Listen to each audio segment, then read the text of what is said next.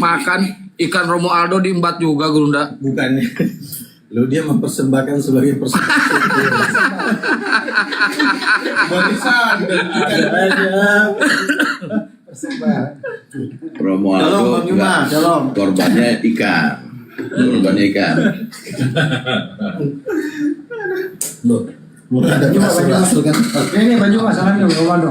Oh, ya ini Gurunda Romualdo. Halo.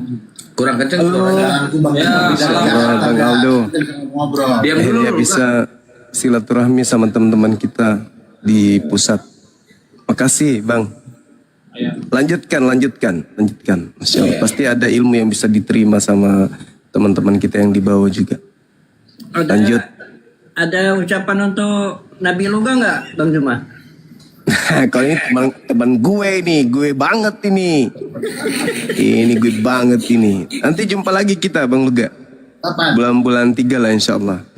Oke. Oke sip. Lebaran itu. Habis lebaran. Iya habis lebaran. Mantap kali bah. Enggak, gua keren. bukannya pil jempol lu, perut lu gua sepil. Ini jas gua tuh gemuk. Jasnya keren. Wah mantap kali. Kayak jasnya ini Andan ATT. Ada. Enggak, lu ngomong dulu jas dari mana?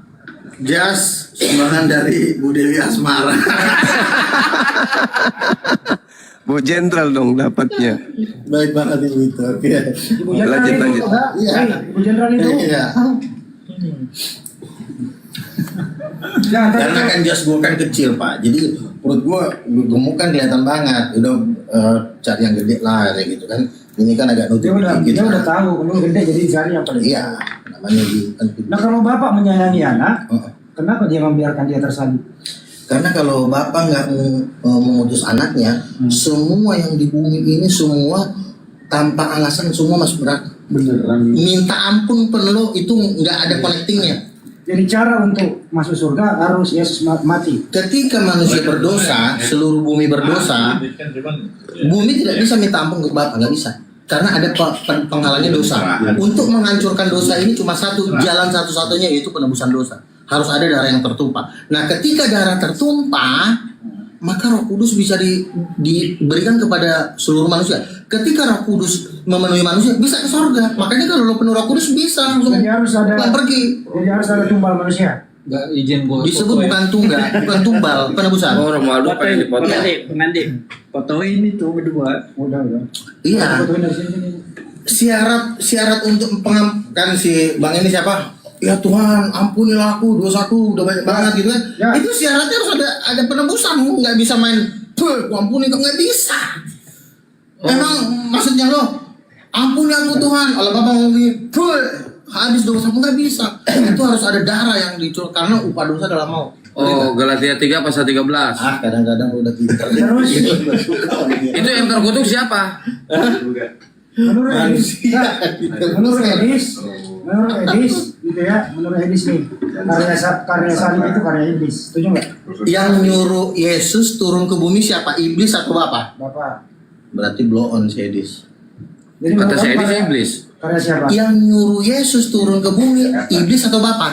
Bapak. Yang ngutus siapa? Bapak. Ya udah berarti rencananya bapak dong. Loh kata si Edis rencana iblis. Ngapain dong kalau dengerin si Edi sih? Dia aja bentar lagi juga udah mau masuk neraka. Oh, si Edis masuk neraka. Ya iyalah.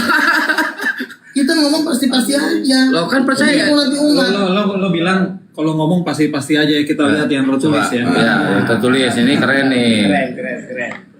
Ku bacain langsung terjemahannya. Yohanan 11:47 sampai 53. Ya, maka berkumpullah imam-imam besar dan kaum Farisi itu lalu berkata, apa yang harus kita lakukan sebab orang ini Yeshua membuat banyak mukjizat. Jika kita membiarkan dia terus seperti ini, semua orang akan percaya padanya dan orang-orang Romawi akan datang dan mengambil alih negeri dan bangsa kita. Tapi seorang dari mereka yang bernama Kayafa, yaitu kepala imam-imam tahun itu, berkata kepada mereka, kalian ini nggak tahu apa-apa, tidak berpikir juga. Lebih baik bagi kita jika satu orang ini mati untuk bangsa ini daripada seluruh bangsa ini binasa. Terus? Dan sejak hari itu mereka memutuskan untuk membunuhnya. Jadi ini kemauan Jadi bukan siapa? penebusan dosa ya. Jadi itu rencana siapa? Rencana mereka. Imam Oh, Kayapas itu gabungan sama Edis.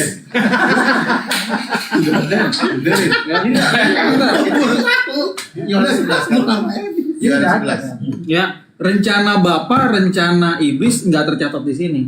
Di sini nih catat rencana siapa tadi? Imam Kayapas bernubuat. Kayak pas. Oh, berarti rencana Imam Kayapas. Iya. Lu- 24 ayat 4 coba. bukan gua nih. Judulnya. Ya bukan gua nih. Orang-orang ini berkumpul lalu mereka memutuskan untuk membunuh. Iya. Oke. Gitu. Yesus kan berkata seperti ini. Memang anak manusia akan pergi sesuai dengan apa yang tertulis oleh kitab para nabi.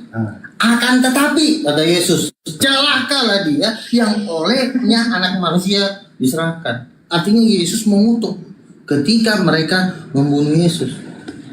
Jadi kedatangan Yesus ke bumi aja udah rencananya Bapa, karena begitu besar kasih Allah akan dunia ini sehingga ia mengaruniakan anaknya yang tunggal supaya setiap orang yang percaya kepadanya tidak binasa. Itu kan anak manusia akan pergi. Iya, anak manusia akan pergi sesuai dengan apa yang tertulis tentang dia. Akan tetapi Iya. celakalah Iya. mereka. Iya, Yang Yesus punya, mengatakan. yang punya jahat celaka. Iya betul. Tapi Bukan sesuai Yesusnya dengan yang celaka. tapi sesuai dengan Iya, maksudnya kan ini kan omongan kepada Yudas Iskariot. Iya. Kan Yudas yang merencanakan penyerahan Yesus kan. Maka Yesus bisa ditangkap. Kalau Yudas juga nggak ngomong-ngomong, mungkin Yesus juga akan beda cerita kan. tapi sesuai data gak? Ah, Yang merencanakan itu siapa tadi yang merencanakan? Ya itu Kayafa, imam-imam besar, orang Farisi. Itu yang tercatat. Nah, itu yang tercatat. itu rencana kedua. Rencana pertama, Di mana itu tertulisnya? ya Kalau gini. ini ada ini. Iya, gini Pak. Rencana pertama Yesus turun ke bumi siapa yang merencanakan? Bapak ya, Pak. Bapak lah yang merencanakan turun Siapa? ke bumi. Siapa? Sang Bapak. Ya udah, berarti Yesus tuh kalau Yesus nggak turun ada nggak penyalipan? Lu kayak maksa. Nggak ada. Ini integrasi dia. Kalau nggak bilang Iya. ada Iya. apa di nyawa gua? Ini aja nih pakai ini mau buat mukul siapa kek yang duluan? Yang dipaksa orang. Dengan paksa. Jadi gini, teman-teman Jadi, ya. Oke. Gantian. Lanjut. Gua menghormati ya semua yang punya penafsiran sehingga ada ajaran Yeshua itu terbunuh karena rencana Bapa atau rencana iblis ini dua kubu ini besar di dalam kekristenan. Cuma sekali lagi, saya ini bukan mengambil posisi sebagai rohaniawan, tapi sebagai penerjemah. Patokannya adalah naskah. Iya. Nah, di naskah di sini nggak ada nih teks satu pun yang saya terjemahkan Bapa merencanakan atau Bapa mengaruniakan putranya untuk disalib, nggak ada. Ada. Ya. Itu yang dibantah. Romo, izin. Assalamualaikum warahmatullahi. Ini kan, Waalaikumsalam warahmatullahi. Izin. Tema ini kan pertamanya yang bawa ini Guru Nda Juma. Diangkatlah sama Edi sama Bom Bom. Nanti saya minta pendapat Bang Juma boleh kan? Oke. Silakan. Dilanjut dulu, sob dilanjut dulu. Yang baru dong. Edis bilang Bible itu memperbolehkan poligami. Ini tanggapannya monggo. Jangan mengarah ke situ dulu, Res. Ini ke Oh, jangan dulu ke situ. ya ini rencana siapa? Rencana iblis atau rencana Bapak? Ini kan yang bawa tema ini awalnya Guru Nda Juma. Boleh minta pendapatnya Guru Nda Juma, penjelasan dari Guru Nda? Oke, makasih banyak. Masya Allah, subhanallah. Assalamualaikum warahmatullahi wabarakatuh. Waalaikumsalam warahmatullahi wabarakatuh. Waalaikumsalam warahmatullahi wabarakatuh. Semangat malam semuanya teman-teman sekalian.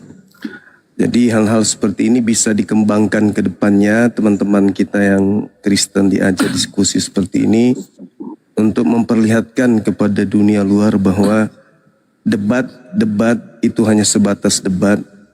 Tetapi di dunia nyata kita itu saling mengasihi satu sama yang lain. Kita boleh keras di dunia debat karena kita masing-masing memperjuangkan argumentasi apalagi membahas tentang kepercayaan, keyakinan, iman. Akan tetapi dunia nyata kita adalah tetap saudara sebangsa dan setanah air.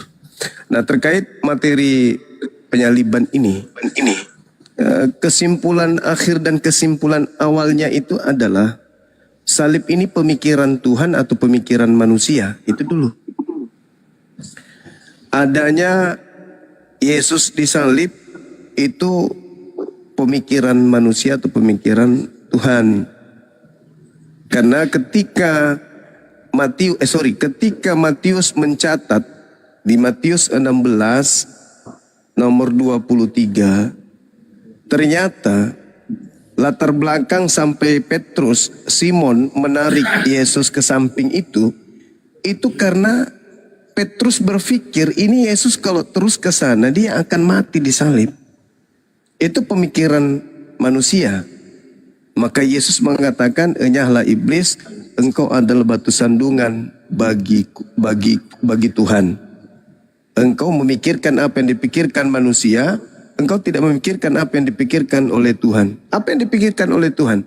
Orang yang dikasihi, orang yang disayangi, orang yang dilindungi tidak akan mungkin dibiarkan mati dibunuh oleh musuhnya. Itu tidak mungkin. Maka Tuhan pencipta langit dan bumi yang mengutus orang mulia ini itu akan menjaga di setiap jalannya. Sehingga meskipun orang berencana, iblis berencana untuk berkongkong-kongkong mencelakai Yesus, Tuhan yang mengasihinya tidak akan membiarkan itu terjadi terhadap dirinya.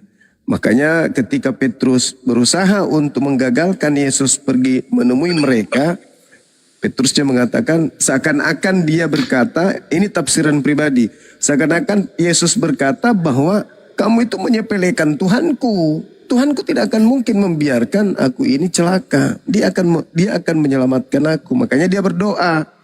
Sesaat sebelum penangkapan beliau berdoa, "Bapak, sekiranya mungkin cawan ini biarlah berlalu, tapi bukan atas kehendakku tapi atas kehendak-Mu."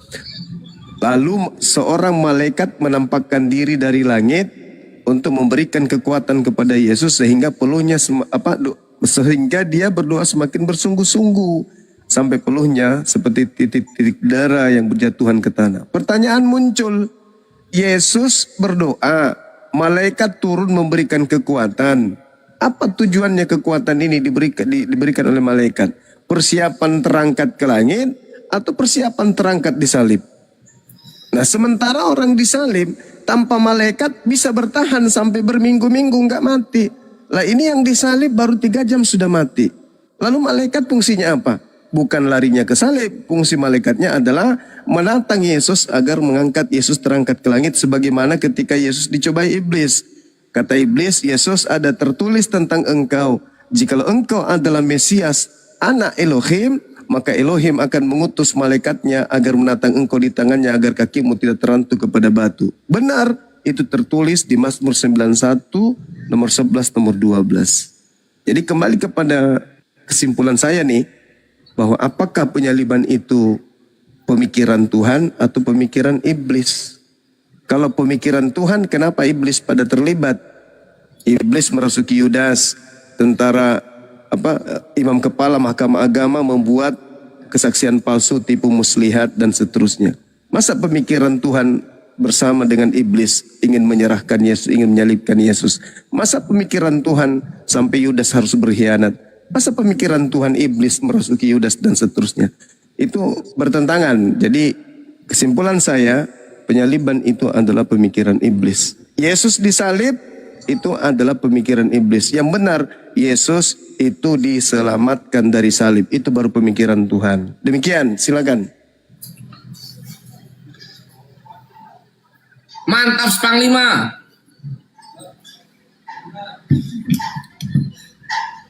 Silakan Luga.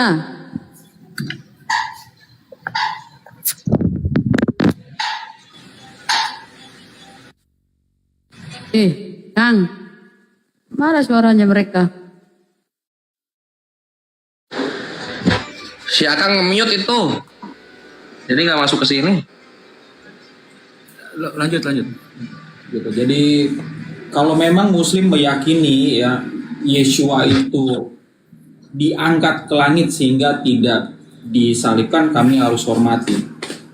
Ya, tapi kalau kita baca apa adanya dokumen Kristen, ya itu yang disalib memang Yeshua. Enggak, karya iblis itu karya dulu siapa? Sekali lagi ya, yang tercatat di sini itu bukan karya iblis dan bukan karya Bapa gitu. Itu adalah penafsiran, itu adalah ajaran. Yang tercatat adalah itu konspirasi yang dilakukan imam besar pada saat itu. Gitu. Itu tercatat. Itu nggak bisa bantah apa yang tercatat di dalam naskah. Tapi mereka berbuat jahat kan cenderung adalah pengaruh iblis. Sekali lagi ya, kalau kita misalnya ya ada di dalam satu penghakiman, itu terdakwanya ngomong itu iblis yang salah. Saya membunuh itu karena iblis. Bebas semua tahanan. Gitu. Jadi kita nggak bisa di dalam kondisi ini ya menyalahkan iblis tuh nggak bisa. Kita harus bertanya yang salah itu siapa? Jadi oke kalau enggak Ini ya.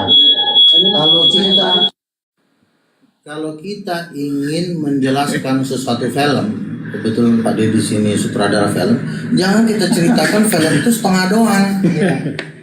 Bapak ini mengizinkan Yesus disalib, bangkit di hari yang ketiga. Nah kalau itu rencana iblis, emang iblis merencanakan Yesus bangkit di hari yang ketiga? Ya Bapak ini. Sebentar dulu. Iblis nggak bisa membangkitkan orang mati. Kalau iblis bisa bangkitin orang mati, gue nyembah iblis sekarang. Ngapain gue nyembah Yesus? Itu nggak? lu jangan marah-marah kan? Nggak. Ini karena ketegasan aja. Jadi Yesus bangkit di hari yang ketiga itu bukan rencana iblis, karena yang namanya penyalipan di Matius pasal 17 dikatakan anak manusia akan disalibkan dan bangkit di hari yang ketiga. Jadi filmnya harus selesai. Nah, di sini menceritakan satu film di pertengahan langsung pulang, langsung cerita. Jadi kita jelaskan dulu kepada Edis yang jelek, yang hitam, yang tinggal di Amerika. Dengerin. Serang fisik lo. Habis dia udah kelewatan gitu loh. Menghina agama Kristen gitu loh. Yesus ini kan mati, bangkit di hari yang ketiga. Berani nggak Edis mengatakan kebangkitan Yesus itu adalah rencana iblis? Nggak berani dia. Dia kan main setengah film, baru dia jualan, baru dapat donasi, lama-lama ditangkap polisi. Kan begitu. Sekarang saya tanya, kebangkitan Yesus rencana Allah atau apa iblis? Jangan maksa orang dong. Enggak, biar Bang Juma nanti yang jawab. Biar Bang Juma yang jawab. Yang bangkit iblis masalahnya. Yang bangkit iblis. Sekarang pertanyaannya ke Bang Juma semua nih. Sebaiknya itu Yesus ini dibiarkan mati atau diselamatkan? Bang Juma dulu jawab sana. Ya, kalau saya ya sebagai bagian dari Bang Luga yang selalu baca Bible kan gitu ya. Terlepas itu hanya terjemahan, Yesus sendiri di 3 data di dalam Bible yang saya temukan. Seperti yang diceritakan, yang disampaikan oleh Bang Luga tadi, bahwasanya Yesus berkata bahwa dia harus meninggalkan bumi sesuai dengan apa yang tertulis tentang dirinya, yang ada di dalam kitab Taurat, kitab Nabi-Nabi, dan kitab Mazmur. Itu dulu. Terlepas itu benar, ya wallahu alam bisawaf. Itu yang muncul di dalam Matius 26 nomor 24, Lukas 24 nomor 44, Lukas 22 nomor 22. Apa kata Yesus? Aku harus pergi meninggalkan bumi sesuai dengan apa yang tertulis tentang aku di dalam kitab Taurat, di dalam kitab Nabi-Nabi, dan juga dalam kitab Mazmur. Taruhlah kita ngambil kitab Mazmur. Bagaimana perginya Yesus meninggalkan bumi? Bisa kita lihat dari khotbah Petrus. Apa kata khotbah Petrus? Jasadnya tidak mengalami kematian. Jasadnya tidak ditinggal di kubur, melainkan dia ditinggikan oleh tangan kanan Elohim. Siapa tangan kanan ini? Tangan kanan ini malaikat. Kemudian ketika Yesus berkata bahwa harus tercapai atau tergenapi yang ada di dalam kitab para nabi dan kitab Mazmur. Contoh, di dalam Kisah Para Rasul 4 nomor 11, Yesus ini adalah batu penjuru yang dibuang oleh tukang bangunan. Siapa ini? Yesus kan? Yesus. Berarti batu penjuru sama dengan Yesus. Yesus sama dengan batu penjuru. Ya, yes. Nah sekarang kita lihat di dalam Mazmur 118. Apa yang tertulis di situ? Batu penjuru. Kenapa batu penjuru ini? Batu penjuru ini berkata, aku tidak akan mati, dan Tuhan tidak akan menyerahkan aku kepada maut. Yesus loh yang berkata, harus tergenapi apa yang tertulis tentang aku di dalam kitab Mazmur. Petrus berkhotbah bahwasanya Daud telah menubuatkan tentang Mesias, yaitu Yesus, bahwa jasadnya tidak mengalami kematian, tidak ditinggalkan di dunia orang mati. Berarti tidak mengalami kematian.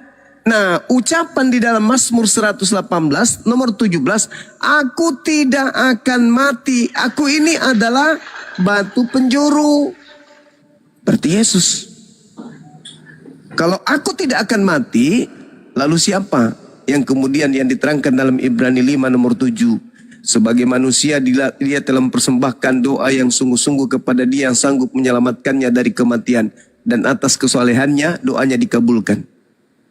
Nah, artinya bahwa memang Yesus itu tidak mati berdasarkan data yang ada. Karena latar belakang Yesus ingin dibunuh bukan karena dosa. Bukan.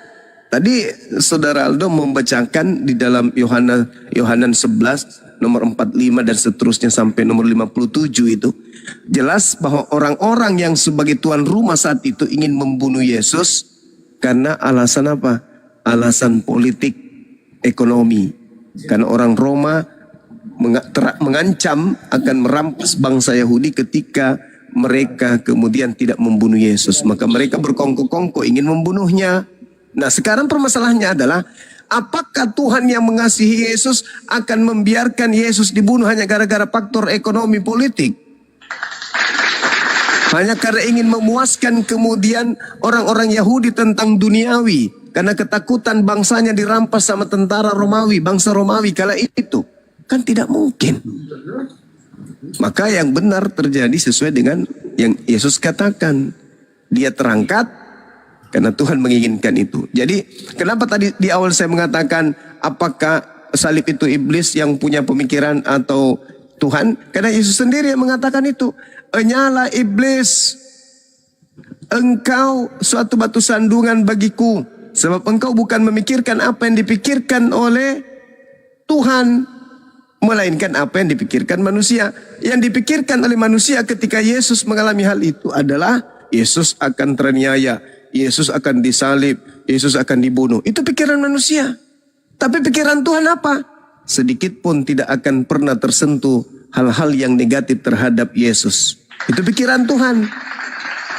Kalau pikiran manusia, waduh celaka ini Yesus ini. Pasti mati kalau dia dibiarkan ke sana. Maka Petrus menariknya. Maka Yesus mengatakan, enyahlah iblis. Kau hanya batu sandungan. Biarkan aja aku pergi. Menemui mereka. Lihat karya Tuhanku apa yang terjadi. Bisa jadi Tuhanku langsung turun membawa malaikat. Langsung malaikatnya turun. Nah betul. Betul itu. Itulah yang terjadi saudara-saudara. Jadi sekali lagi acuan saya dalam hal ini adalah apakah salib itu pikiran manusia atau salib itu pikiran Tuhan? Ya pikiran iblis atau pikiran Tuhan? Demikian. Gitu Bang Andi, silakan. Juga tanggapan kamu nggak? Matius pasal 17 saya bacakan ayat 22. Pada waktu Yesus dan murid-muridnya bersama-sama di Galilea, ia berkata kepada mereka, Anak manusia akan diserahkan ke dalam tangan manusia dan mereka akan membunuh dia, dan pada hari yang ketiga ia akan dibangkitkan. Maka hati murid-muridnya itu pun sedih sekali. Jadi Yesus sendiri udah ngomong jauh-jauh hari, gua ini nanti. Suara lu kurang kencang. Jadi Yesus sudah sebelum dia disalib dia udah ngomong kepada murid-muridnya, nanti aku akan mati, dibunuh, bangkit pada hari yang ketiga. Itu terlalu jelas itu. Gak perlu lagi ada penafsiran menjelaskan itu. Kurang jelas apa itu? Yesus sudah ngomong dibunuh. Nah, ketika Yesus mau ditangkap, Tanggapi dulu, Bang Juma, Ibrani 5 nomor 7 tadi. apa tuh Ibrani 5? Karena kesolehannya, doanya didengarkan, diselamatkan dari maut. Iya, gini, Yesus kan berdoa nih. Karena dia dalam kehidupannya dia taat kepada Bapa. Dia tidak mengikuti keinginan daging atau berdosa gitu loh. Maka Yesus diselamatkan dari maut. Artinya apa? Dia mati kan? Nah, beda. Sebentar. Diselamatkan dari maut. Menyelamatkan dari maut itu artinya bukan berarti Yesus gak dibunuh. Pada hari yang ketiga, putus. Kekuatan maut hancur. Dia bangkit naik ketiga. Itu yang namanya diselamatkan dari maut. Jadi bukan berarti, aku lari dong, lari. Baru, mana kau Yesus? Udah hilang. Bukan begitu. Yang namanya diselamatkan dari maut, bangkit hari yang ketiga, selesai masalah. Udah langsung gelar pesta. Itu. Baik, Bang Juma lagi. Bang Juma, itu kan gajinya. Iya, iya. Bang Juma, diselamatkan Iya, Bang dari Handi. maut itu maksudnya apa? Iya, jadi gini. Kita lihat di dalam Yohanes 10 dulu, Bang Luga, sebelum kita masuk ke data yang Bang Luga bawa tadi. Di Yohanes 10, Yesus berkata, Bapa mengasihi aku, oleh karena aku memberikan nyawaku untuk menerimanya kembali. Oke? Memberikan nyawaku untuk menerimanya kembali. Apa maksud pernyataan Yesus ini? Tapi bukan atas kehendakku, namun atas kehendakmu. Ya kalau Tuhan ingin mengangkatku ke atas, ya sudah, aku rela nyawaku terangkat ke atas. Itu yang terjadi. Tapi bukan berarti nyawaku diambil orang. Makanya ketika dikatakan tidak seorang pun mengambil daripadaku. Tidak ada seorang pun yang mengambil daripadaku. Melainkan aku sendiri yang memberikannya. Aku sendiri yang memberikannya menurut kehendakku sendiri. Ini sudah tidak sinkron dengan pengakuan Yesus dalam Lukas 22 ini. Sekiranya mungkin cawan ini berlalu, biarlah atas kehendakmu, bukan atas kehendakku. Nah, sekarang dikatakan tidak seorang pun mengambilnya daripadaku, melainkan aku memberikannya menurut kehendakku sendiri. Ada nggak Yesus berkehendak dalam hal salib atau tidak salib? Tidak. Tidak ada itu. Makanya ketika saudara Luga tadi membaca dalil Matius, saya kasih yang di Markus. Markus 9 nomor 30-31, apa katanya di sana? Yesus dan murid-muridnya berangkat dari situ menuju melewati Galilea, dan Yesus tidak mau hal itu diketahui orang, sebab ia sedang mengajar murid-muridnya, dan ia berkata kepada mereka, Anak manusia akan diserahkan ke dalam tangan manusia, dan mereka akan membunuh dia. Mereka akan membunuh dia. Tadi dikatakan tidak ada seorang pun yang bisa mengambil daripadaku. Berarti tidak ada seorang pun yang bisa membunuh Yesus. Membunuh dia, bukan dia, bukan dirinya. Dan 3 hari sesudah dia dibunuh, dia akan bangkit. Dia siapa? Orang lain. Bukan aku, sebab aku tidak bisa dibunuh. Sedangkan pengakuan Yesusnya di Markus 9:31 ini, mereka akan membunuh dia. Bisa nggak Yesus dibunuh? Berdasarkan Yohanes 10 nomor 18. Tidak bisa. Tidak ada yang bisa mengambil nyawaku. Tidak ada yang bisa membunuhku. Dan 3 hari sesudah dia dibunuh, itu dibunuh. Sementara Yesus tidak bisa dibunuh. Kecuali Yesus memberikan dirinya sendiri. Ada nggak Yesus memberikan dirinya sendiri? Nggak ada. Coba lihat di Bukit Getsemani. Apa yang dilakukan? Dia marah kepada murid-muridnya karena muridnya tidur, nggak mau jaga-jaga. Nggak mau jaga-jaga. Tidak bisakah kamu untuk jangan tidur tapi berdoa saja untuk sejenak? Yesus memarahi muridnya karena ketiduran. Artinya Yesus tidak reda. Buktinya lagi tidak reda. Anda baca di dalam Yohanes 11 yang tadi, yang Bang Romo baca, ya siapa? Aldo baca. Di data nomor 53 yang dikatakan apa? Mulai saat itu mereka sepakat membunuh Yesus. Apa reaksi Yesus? Baca nomor 54-nya. Dan Yesus tidak lagi menampakkan diri di tengah-tengah mereka, melainkan Yesus pergi menghindar kemana? Di bukit yang bernama Efraim. Kenapa dia menghindar? Karena dia tidak mau dibunuh. Gitu Bang Loga. Jadi Yesus itu tidak dibunuh, tapi memang ada penyaliban, dan penyaliban ini juga mengaku Yesus. Demikian. Bang Aldo dulu, nanggapi Bang Aldo. Luga deh. Dulu aja. Berat paman. Saya harus singkat jadi gini. Bang Juma ini kan ketika dia tidak hidup di zaman Yesus. Yesus itu kan berkerajaan. Dia pilih 12 orang menjadi pejabat-pejabatnya. Jadi manusia luar, apalagi yang udah lahir di tahun sekian, itu tidak punya otoritas untuk menerjemahkan, menafsirkan, dan memberikan kesaksian tentang Yesus. Yang dikasih nomor 1 mandat itu yang cuma 12. Makanya mereka duduk di atas 12 tahta. Bang Juma duduk di mana? 12 murid Yesus itu duduk di atas 12 tahta. Kenapa? Karena mereka lah perwakilan otoritas kerajaan, karena ini kingdom of God. Kerajaan Tuhan. Kerajaan manusia aja ketatnya bukan main. Lu ketemu lu raja susah, apalagi ini ketemu King of King. Wah, itu 24 tua-tua itu. Lo kalau nggak taat kepada 24 tua-tua, lo dipotong, selesai. Nggak ada, kita nggak butuh penjelasannya lo. Jadi yang berhak menjelaskan siapa Yesus harus perwakilan dari 24 tua-tua itu. Kalau nggak Petrus, Yohanes, Yakobus, Bang Juma nggak bisa. Oke. Bang Juma orang luar.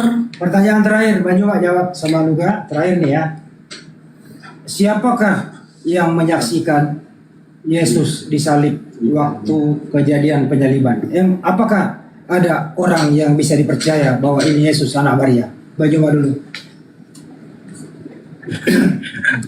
Pertama diceritakan oleh Markus 14 nomor 50, semua murid lari meninggalkan Yesus. Itu dulu. Yang kedua, Lukas 24 nomor 37. Ketika oknum yang sudah disalib ini muncul tiba-tiba di depan murid-muridnya menyangkanya apa? Menyangka melihat hantu. Yang ketiga, coba arahkan pandangan Anda ke Lukas 24 nomor 9, nomor 10, nomor 11, nomor 12. Ketika Maria datang pada hari Minggu menengok kuburan oknum tersebut, apa yang terjadi? Mereka tidak menemukan oknum ini. Mereka hanya menemukan kain kafan. Lalu pergi menyampaikan kepada ke-11 murid-murid. Apa reaksi murid? Mereka tidak percaya dan menganggap berita itu omong kosong. Lalu Petrus pagi-pagi menuju ke kuburan tersebut. Dan dia tidak menemukan memang mayat di sana. Apa kata Petrus dalam hatinya? Apa yang sedang terjadi ya? Ke-11 murid tak percaya loh itu. Bahkan ketika diceritakan Matius 28 nomor 17-18. Murid-muridnya ragu. Dan yang paling menentukan keadaan pada masa itu adalah ketika mau ditangkap. Siapa yang engkau cari? Yesus dari kota Nazaret. Akulah dia. Ditangkap. Setelah ditangkap, apakah mereka sudah yakin itu Yesus? Enggak. Udah disidang berkali-kali. Udah ditanya berkali-kali. Apakah engkau Mesias? Apakah engkau Mesias? Apakah engkau anaknya Daud? Apakah engkau anaknya Maria? Apakah engkau anaknya Yusuf? Apakah engkau Mesias, anak Allah? Loh, kenapa ditanya begitu? Kalau mereka yakin itu Yesus, tidak perlu lagi ada pertanyaan seperti itu, nggak perlu. Tapi karena mereka tidak yakin itu adalah Yesus, dan apesnya yang ditanya ini apa katanya? Mulai sekarang Yesus sudah duduk di sebelah kanan Tuhan yang Maha Kuasa. Berarti yang sedang disidang ini siapa? Mulai sekarang Yesus sudah duduk di sebelah kanan Tuhan yang Maha Kuasa. Berarti yang disidang ini yang ditanya, apakah kau anak Allah? Apakah engkau Mesias? Apalagi gunanya aku menjawab? Apalagi gunanya aku bertanya? Nah, lantas kesimpulan mereka, untuk apa lagi kita mendengarkan jawabannya? Dia sudah mengakui, padahal Yesus orang itu tidak mengaku. Kau sendiri yang mengatakannya, kata-kata oknum tersebut. Mulai sekarang Yesus itu sudah duduk di atas, bukan duduk di sini. Yang di sini itu bukan Yesus. Kenapa kemudian dia tidak mengatakan aku bukan Yesus? Ya karena itu sudah ada campur tangan Tuhan. Apa buktinya? Khotbah Petrus lagi di dalam Lukas Kisah Para Rasul 2 yang tadi itu, bahwa Mesias tidak ditinggalkan di dunia orang mati.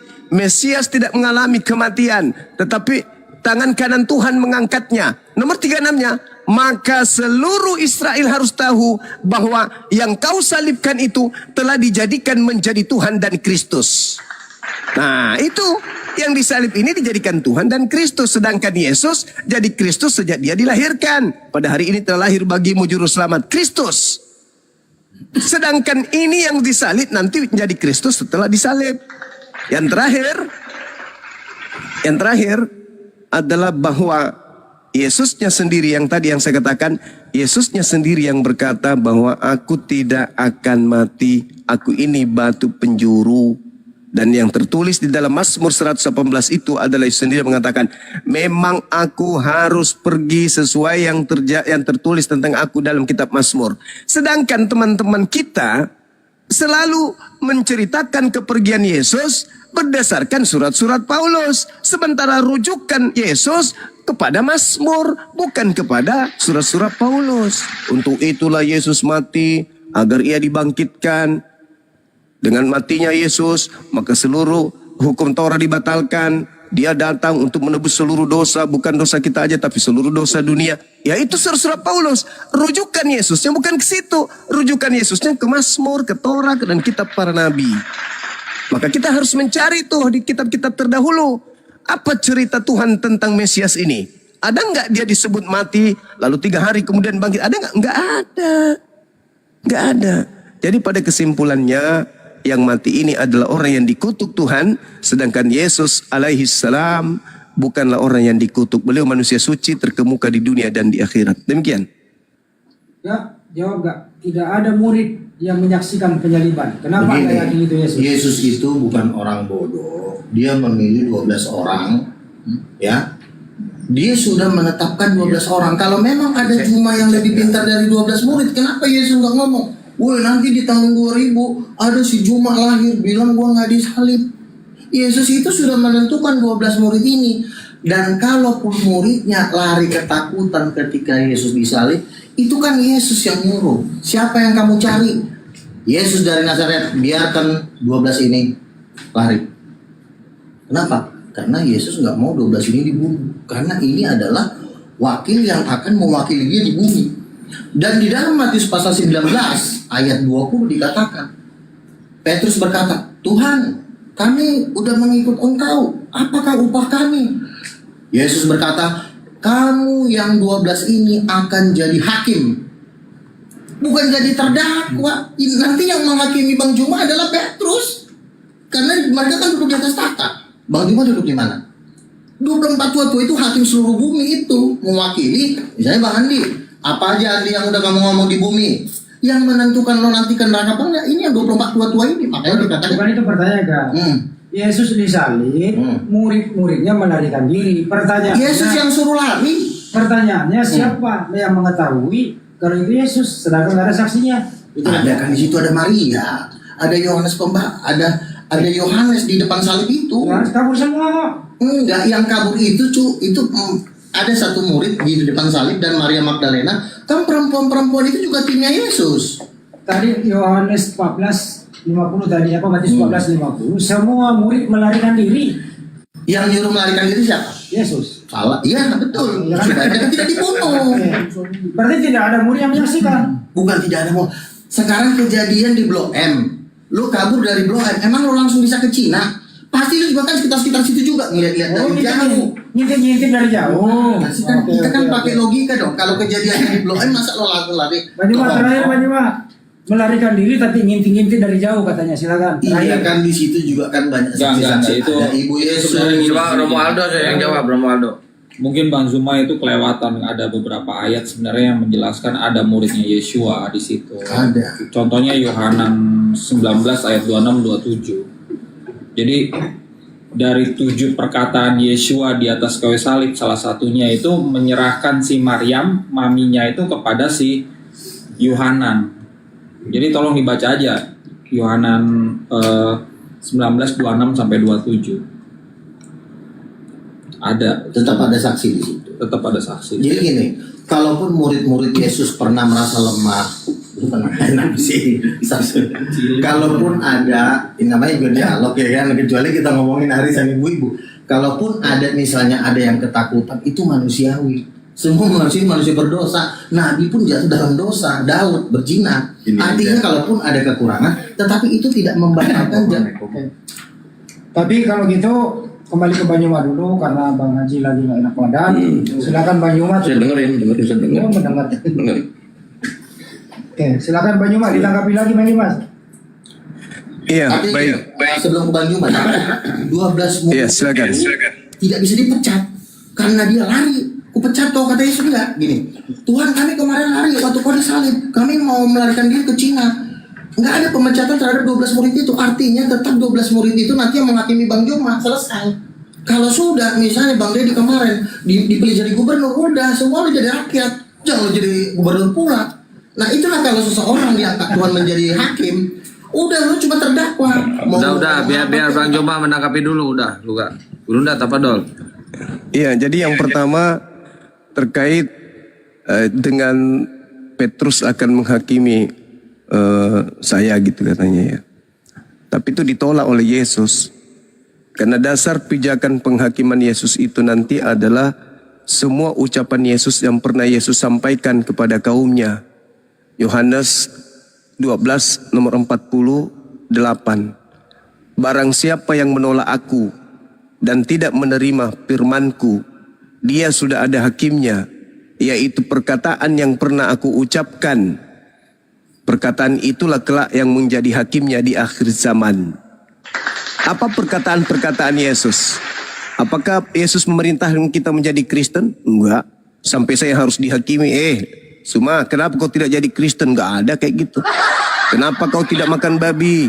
Kenapa kau tidak masuk gereja? Kenapa kau bersunat? Kenapa kau tidak ibadah minggu? Enggak ada yang kayak gitu, enggak ada. Bahkan kalau berbicara tentang Yesus, di dalam Yohanes 16 kata Yesusnya, yang datang setelahku itu adalah roh kebenaran. Roh kebenaran itu memuliakan aku ketika ia datang. Nah sekarang yang memuliakan Yesus itu di antara kita siapa?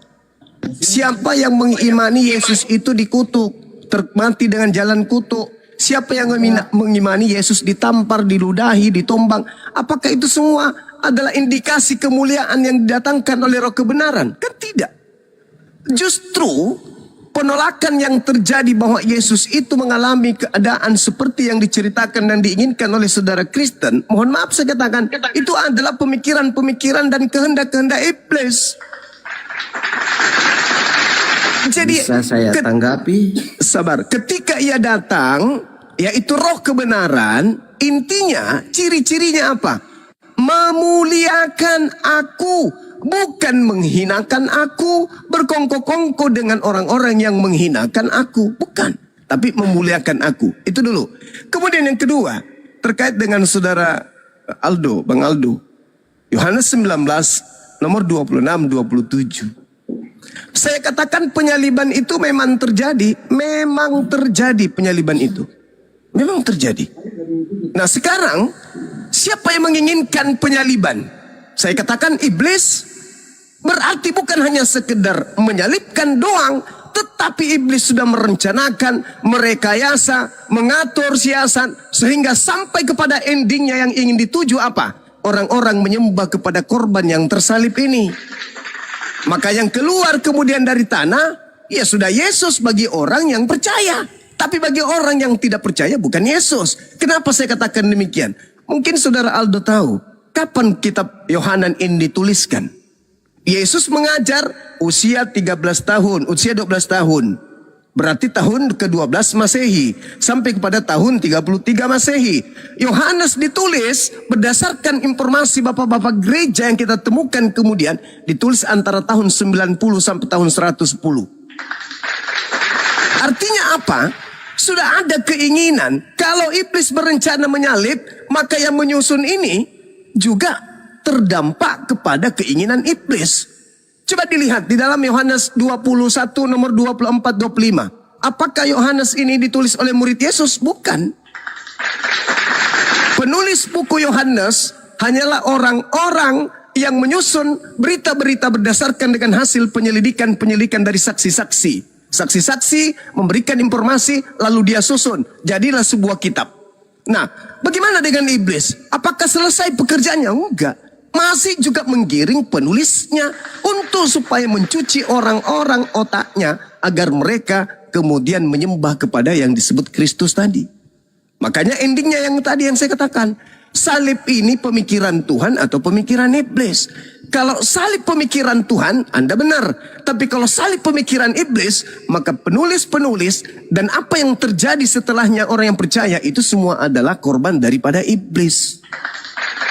Itu dulu. Apakah salib pemikiran Tuhan? Kalau salib pemikiran Tuhan, nih coba batalkan dalil ini.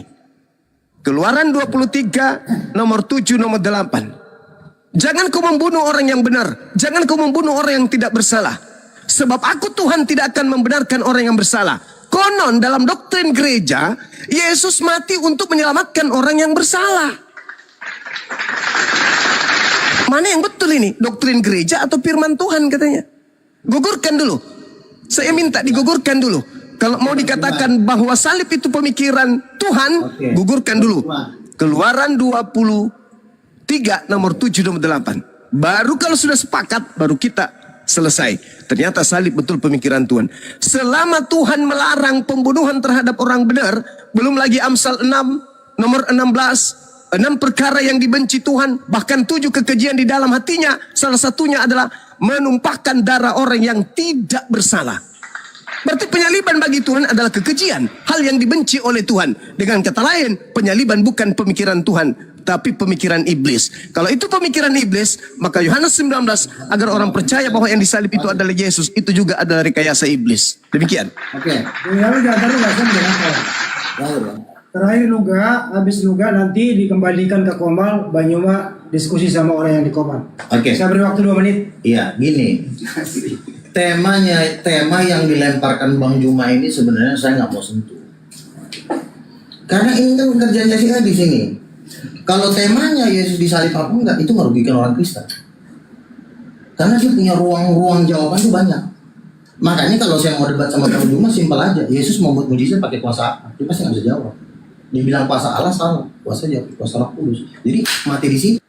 Sebenarnya udah nggak bisa bergerak. Tapi karena dia mendengarkan kata Edis, kita bahas omongan Edis, jadi lebar kemana-mana. Jadi nggak perlu sebenarnya ngejawab ini. Oke. Mamanya Yesus aja dia nggak tahu ngapain dilanjutin gitu loh. Udah cukup ya. Selesai. Banyuma saya kembalikan ke Komal. Di sana ada yang mau diskusi dengan Uruslah Banyuma. orang yang di sana. Oke. Lanjut di Komal. Terima kasih buat semuanya. Sampai jumpa. Assalamualaikum warahmatullahi wabarakatuh. Kan saudara-saudara, maafkan, lanjut, santai aja, anggap aja tidak ada sesuatu. Lanjut. Iya. Makanya saya nggak pernah mau debat-debat kayak gini. Tapi kalau saya mau debat dengan kuasa apa Yesus bikin mujizat, pasti jawabnya pakai kuasa. Terhubung karena Bang Hajinya nggak enak badan, kita balik kanan di sini. Oke. Istirahatlah. Mungkin Gurunda ada yang mau disampaikan sama Bang Haji? Iya, Bangku terima kasih udah menjamu teman-teman kita dari Kristen dan teman-teman API. Panjang umur, sehat terus. Sesuai dengan rencana kita, insya Allah akan berjalan dengan baik, lancar. Amin. Kasih Bang, jaga kesehatan abangku. Ya, Masya Allah. Amin ya rabbal alamin. Bang Alus.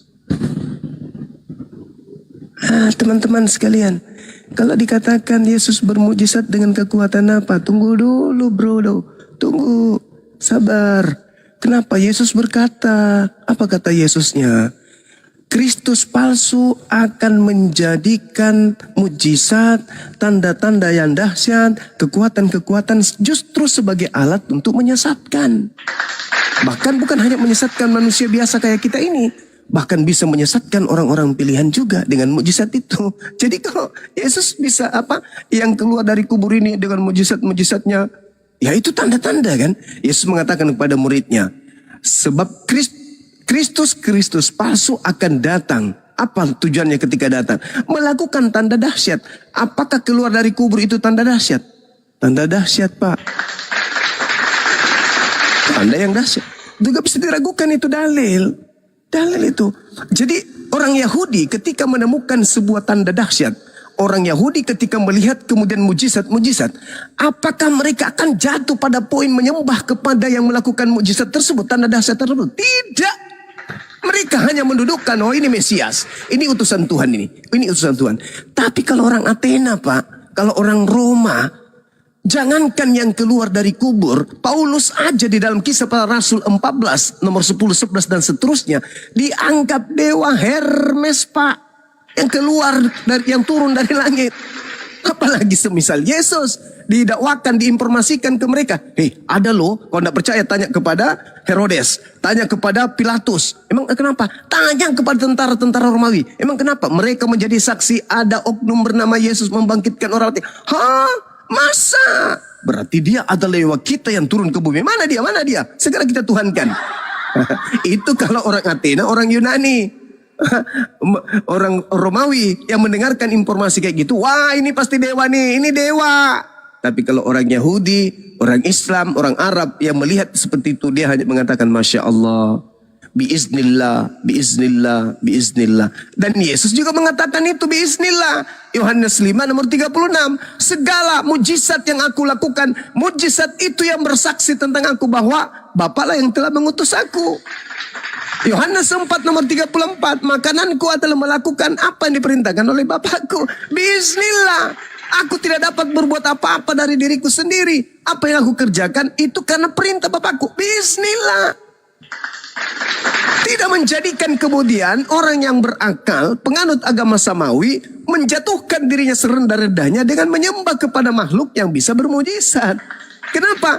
Karena Yesus membocorkan soal, Pak. Apa kata Yesus? Bisa bermujizat, melakukan tanda-tanda dahsyat, kemudian dia melakukan kekuatan-kekuatan. Itulah tanda-tanda Yesus palsu. Halilintar.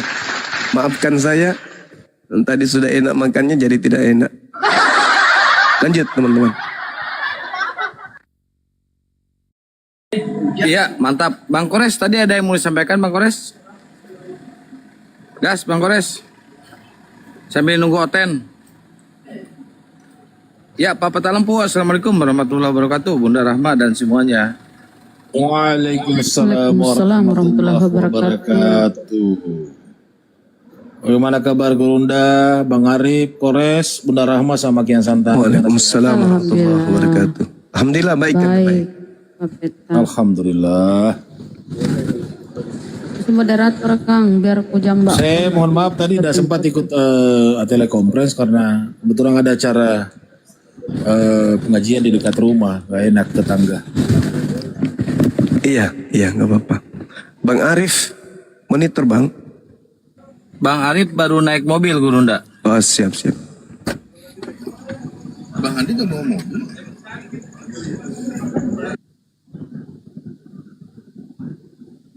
Jadi mereka sampai sekarang kebingungan ya. Tadi sudah enak makan. Teriak. Kenapanya aku dinaikkan lagi bahasnya? Saya langsung pulang, oleh langsung. Orang yang tadi makan. Turun berat badannya dulu, gak Gurunda turun dikasih. Langsung tidak enak makannya.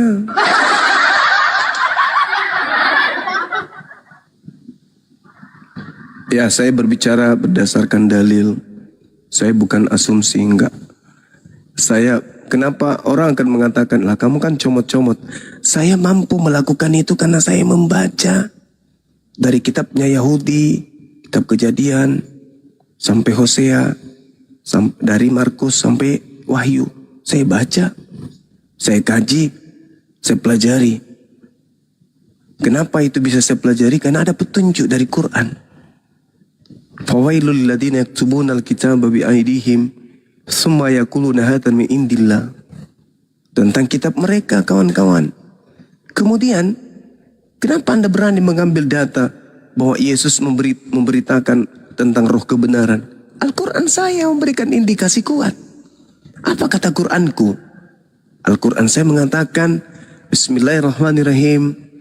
Wa kadzalika auhayna ilaika roh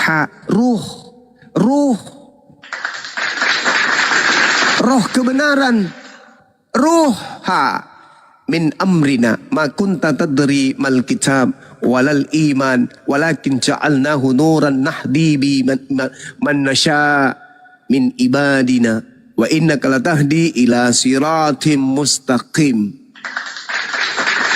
Tuh, Al-Quran yang menjelaskan. Bagaimana saya tidak belajar Bible? Al-Quran saya menginstruksikan seperti itu.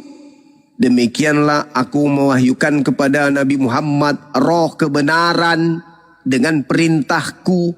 Sebelumnya engkau wahai Nabi Muhammad tidaklah mengetahui apakah Al-Quran dan apakah iman itu. Tetapi aku menjadikan Al-Quran itu sebagai cahaya yang dengannya aku memberi petunjuk siapapun yang aku kehendaki di antara hamba-hambaku. Sesungguhnya engkau wahai Nabi Muhammad benar-benar membimbing seluruh manusia kepada jalan yang lurus. Roh kebenaran, bagaimana? Jelas tertulis kok. Dia berkata bukan dari dirinya, tetapi apa yang didengarkan itu yang disampaikan. Ketika ia datang, dia memuliakan aku. Masih banyak yang ingin aku ajarkan kepadamu, tapi kalian belum sanggup untuk menanggungnya. Tetapi ketika ia datang, yaitu seorang penolong, seorang penghibur, seorang roh kebenaran, maka dialah yang akan mengajarkan segala hukum-hukum keadilan dan pengisapan dunia akan dosa. Mau ditolak, Al-Quran saya mengatakan itu. Kalian mau membantah, Bible kalian mengatakan itu. Jadi solusinya, ya hentikan perdebatan, hentikan Bang Suma, jangan selalu bahas Bible, kan gitu. Padahal beritanya amanat agung tuh. Beritakanlah Bible kepada seluruh makhluk. Nah, ini kesempatan saya membantu memberitakan. Masalahnya saya mengurai isi dalamnya sesuai dengan apa yang ada di dalamnya. Warnanya hitam saya katakan hitam, warnanya putih saya katakan putih. Nah, sementara mereka nilai aja sendiri, nilai aja sendiri, dinilai aja sendiri. Selalu berupaya supaya kemudian Yesus itu mati di salib. Apa sih? Saya mengurai tadi ucapan Yesus di 3 titik. Lukas 24 nomor 44. Matius 26 nomor 24. Lukas 22. Lukas 22 nomor 22. Itu. Saya kasih jalan kok. Bukan saya ngada-ngada. Yesus sendiri yang mengatakan, saya harus meninggalkan dunia ini. Tapi tidak begitu saja saya pergi. Saya tidak pergi dengan cara memanjat tangga, tidak. Bukan juga saya naik helikopter, tidak. Atau naik perahu, tidak. Atau jalan kaki, tidak. Tapi saya tinggalkan dunia ini sama seperti tertulis di dalam kitab Mazmur. Baca di Mazmur, bagaimana orang yang disebut sebagai anak Tuhan itu diangkat ke langit. Adakah di situ ditulis bahwa Tuhan pencipta langit dan bumi turun ke bumi, mengutus malaikatnya turun ke bumi. Lalu malaikatnya kemudian menyelamatkan utusannya yang terancam. Ada gaji gitu tertulis? Ada tuh. Terus kenapa pelik orang-orang ini justru yang tertulis di kitab Roma, Galatia, Filipi. Sedangkan Yesus mengarahkan, hei, saya memang harus pergi. Tapi bukan begitu caranya pergi. Ada sudah atur Tuhanku bos. Caraku pergi sesuai dengan yang sudah tertulis. Bukan yang baru akan tertulis. Yang sudah tertulis. Yang telah tertulis. Yang telah ada tertulis. Begitu bicaraku pergi. Awe kamase jamaki karang-karangnya bahwa dia harus pergi. Sebab dia harus menanggung utang piutang. Nggak ada begitu, nggak ada. Haruskah memang pergi? Tapi caraku pergi sudah dituliskan di dalam kitab yang terdahulu. Tinggal kita baca di situ apa yang tertulis di situ. Itu kita percaya. Awe kasih, nah kenapa susah sekali? Kalau tidak mau kipalek percaya apa yang sudah tertulis, jangan tapi jangan kisahkan kalau nanti masuk neraka. Begitu kapang. Kenapa susah sekali? Karena tidak ada mutiara diberikan kepada mereka. Kata Yesus kepada muridnya, jangki lemparkan ke barang-barang kudus kepada boka. Jangan juga kita lemparkan mutiara kepada bayi. Apa injak-injak gitu? Tidak ada gunanya. Nah injak saja, nah lemparkan saja, nah robek-robek saja kalau nukasi. Jadi jangan kasih. Percuma masolan jina bikin. Anu sudah nasam itu, anu sudah jelas kawang-kawang. Jangan ragu, anu sudah jelas itu tertulis, tinggal diurai saja.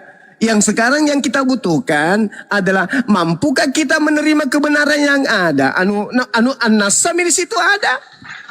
Kita mami itu petolo-tolo dirita. Kita yang bodoh-bodoh dirita. Apa ada tertulis. Nah arah kami kipai di situ. Nah bilang, maukah tuh pergi nanti. Tapi cara aku pergi seperti yang tertulis yang ada dalam kitab Taurat. yang ada di kitab Mazmur, yang ada di kitab Nabi-Nabi. Adam itu paling petunjuknya. Kenapa paling pergi baca kitab-kitab lain lagi? Dia harus pergi. Karena, wah, salah rumusmu, bos. Tidak begitu caranya, we. Apa jelas itu Nabi bilang, bos, kayak dia harus meninggalkan bumi ini dengan cara yang sudah tertulis sesuai yang ada di dalam Taurat. Tinggal dicari tuh, pleh. Adam itu paling petunjuk, Ada jawaban, kunci jawabannya. Dia nanti mau pergi tinggalkan dunia sesuai dengan kunci jawaban yang tertulis di Torah. Tinggal kita cari, bosku. La haula wala quwata illa billah. Kenapa bisa tidak dipahami? Karena lagi-lagi mutiara dan barang-barang kudus tidak diberikan kepada dua kelompok tadi. Masolang generasi. Jadi jangan maki marah sama Bang Sumadi. Jangan maki. Karena memang sudah begitu tertulis kok dong. Halilintar. Jangan maki marah bilang, penghujat jika kau. Suka juga kau marah-marah. Suka juga kau menghina. Suka kau bahas-bahas kitabnya orang. Jangan Miki bilang begitu. Bilang Miki saja, jangan ki bongkar-bongkar ki kebenaran di dalam kitabku, di. Apa indah tongi perasaanku. Apa namanya itu?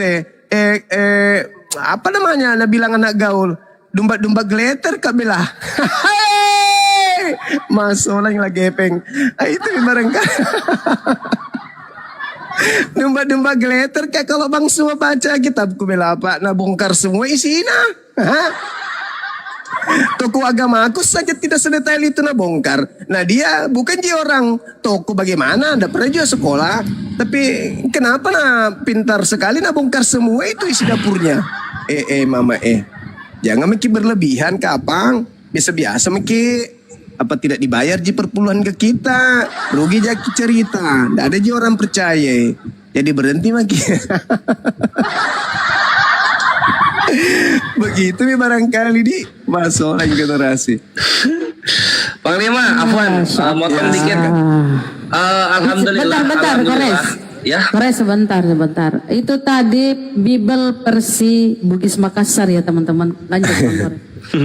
Ya, Afwan ganggu bentar Ikhwan. Jadi alhamdulillah dakwah kita atas izin Allah menghasilkan lagi satu orang yang ingin bersyahadat. Atas nama akun Jungle Boy atau Anak Rimba. Nanti di standby aja moderator di bawah untuk dinaikkan ya.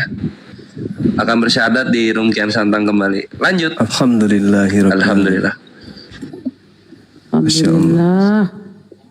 Ku bilang Ya, memang ji. moderatornya standby ya. Bilang memang ji, jangan maki. Oke, Bang. Pelan-pelan maki. Pelan-pelan maki. Jangan sampai nanti. Kalau habis oten gurunda bagaimana? Tidak diskusi Maki. Diskusi. Banyak bisa hadap. Diskusinya lagi. Buka warung lah. Aku buka warung kalau udah nggak ada tritung bun.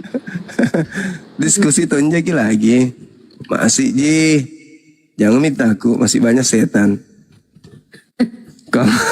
Kalau habis pasukan nah setannya lagi.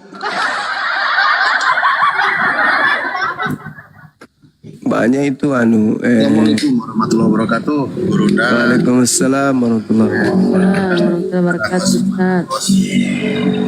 Ya, baik terima kasih. Ini juga ada yang baru naik. Kita sapa dulu XX monitor.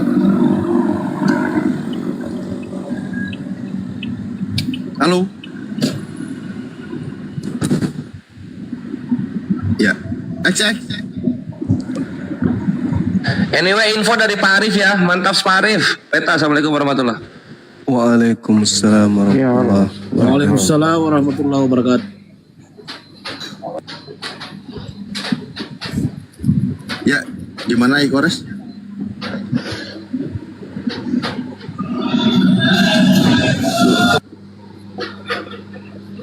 Tunggu set. Ini dulu, tutup pintu dulu. XX suaranya nggak jelas. Mungkin ada yang Tutup mendengar dari pemaparan yang Tutup pintu beliau Ustaz.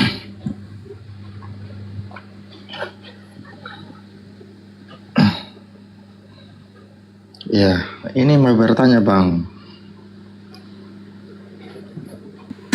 Abangnya dari Kristen ya? Iya. Oh, mau bertanya. Iya. Kenapa Ki? Apa tanda-tandanya kita rasa? Lama Mika. Ini saya mau bertanya tentang Tuhannya Bang Zuma. Oh, iya. Kenapa? Boleh? Boleh. Itu Tuhannya Bang Zuma itu Iya. kan baru diperkenalkan dari abad ke-7 kan oleh Nabi Muhammad. Itu sama ndak sama Tuhannya ini? Tuhan kami. Kalau Tuhannya Kristen dengan Tuhannya umat Islam itu tidak sama lah. Tuhan kami Tidak, bukan maksudnya makhluk. sang Bapa Tuhannya orang Israel. Lah kan itu juga bukan Tuhan Anda kan? Maksudnya apakah sama Tuhan yang disembah oleh nabi-nabi Yahudi dengan Tuhan yang disembah oleh umat Islam? Itu mungkin maksudnya. Iya mungkin. Di dalam Al-Quran dijelaskan begini. Bismillahirrahmanirrahim. Qulu amanna billah wa ma unzila ilaina wa ma unzila ila Ibrahim wa Ismail wa Ishaq wa Yaqub wal asbati wa ma utiya Musa wa Isa wa ma utiya nabiyyuna min rabbihim la nufarriqu baina ahadim minhum wa nahnu lahu muslimun. Jadi Nabi Muhammad sallallahu alaihi wasallam itu diajarkan untuk beriman kepada Allah dan kepada apa yang diturunkan kepada beliau, yaitu Al-Quranul Karim, dan apa yang diturunkan kepada Nabi Ibrahim, Ismail, Isa, Yakub dan keturunannya. Begitu juga kepada Musa dan Nabi Isa alaihissalam. Kenapa nanti di abad ke-7 diperkenalkan oleh Nabi Muhammad? Karena Nabi Muhammad menjadi Nabi di abad ke-7. Andai saja Nabi Muhammad menjadi Nabi di abad pertama, maka di abad pertama lah Nabi Muhammad memperkenalkan tentang Tuhan itu. Yang pasti adalah Nabi Adam, Nabi Abraham, Nabi Musa, Daud, Salomo dan juga Isa. Dan Nabi Muhammad itu adalah Nabi yang memperkenalkan kepada manusia Tuhan yang sama dalam perspektif Bang, ajaran yang berbeda. Gini Bang, Gimana? tapi di ajaran Kristen itu nabi-nabi mempercayai tidak ada nabi di luar bangsa Israel. Itu yang jadi persoalan. Oke, kalau begitu siapa nabi yang diutus kepada orang Roma dan Yunani? Nabi. Ya tadi kan tidak ada di luar Israel. Lalu nabi yang untuk Yunani dan Romawi, nabi siapa? Nabi siapa? Ya, kan tidak ada nabi di luar Israel.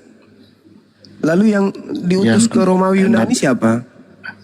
Nabi-nabi itu kan hanya dari bangsa Israel. Kalau di luar bangsa Israel itu kan itu tidak ada, itu palsu. Ya, terus yang datang kepada Yunani dan Romawi itu palsu. Siapa menurut abang itu siapa? Aku diutus kepada non-Yahudi, itu siapa yang mengaku seperti itu? Siapa yang berbicara itu? Galatia 1:15, itu suratnya siapa? Itu kata siapa? Itu kata Paulus. Paulus kan bukan nabi. Nah, kalau begitu dia palsu, berarti pengajar palsu. Kan Paulus, kita kan bicara tentang nabi, Bang. Tapi Paulus mengatakan bahwa di dalam Paulus kan bukan jemaatnya, nabi. Paulus kan kalau dia bukan nabi, lalu dari mana 13 kitabnya itu? Karangan berarti ya? Paulus kan rasul. Iya. Saya tanya, 13 kitabnya itu dari mana? Paulus kan hanya menulis, bukan nabi. Ini kan kita bicara tentang nabi. Makanya saya tanya. Konteksnya kan nabi. Kalau nabi konteksnya itu, nabi. Kalau nabi itu adalah menerima wahyu dari Tuhan. Bilangan 12 nomor 6. Jika di tengahmu ada seorang nabi, maka aku Tuhan akan berbicara kepadanya dalam penglihatan dan berkata kepadanya melalui mimpi. Itu kalau nabi. Sekarang pertanyaan saya, Paulus 13 bukunya ini itu wahyu atau bukan? Paulus mencatat itu karena Paulus adalah saksi mata. Itu Saksi wahyu hidup atau dengan bukan? Yesus. Gampang kok. Itu kan wahyu itu kan atau bukan? saksi. Ya pertanyaan saya, 13 kitabnya ini Gini. wahyu Tuhan atau bukan? Paulus kan hidup bersama dengan Yesus, makanya dia tulis. Saya ulang lagi. Paulus menulis 13 kitab ini, itu dia tulis wahyu atau bukan?